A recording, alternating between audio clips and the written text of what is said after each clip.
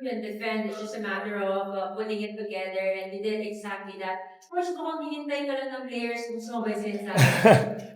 Sana nga, sana hindi na ulit mangyari na kailangan sumabay ako sa practice kasi sakit sa katawan eh.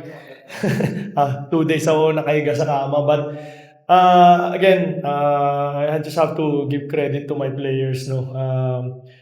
Katulad nga ng sinabi ni Ian, sinasabi ko lang sa kanila, they just have to believe. No? They just have to believe na we can battle with this strong teams, top teams, seasoned teams, no? Yun lang ang gusto naming makita, no? But again, a lot of things to still work on, no? Especially on the defensive end. Marami pa kaming lapses. Again, but for us, we really need this win. No? Napaka-importante nung panalo na to para sa amin. I hope ito yung inaantay namin na momentum kasi big three yung kalaban namin eh.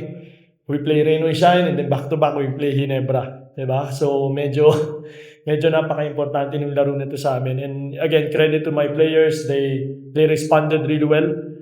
They practiced really hard the whole week, no? We watched the videos together, no? Kahit medyo boring, no? Naniwala sila and ginawa nila kung ano yung kailangan namin gawin for this game.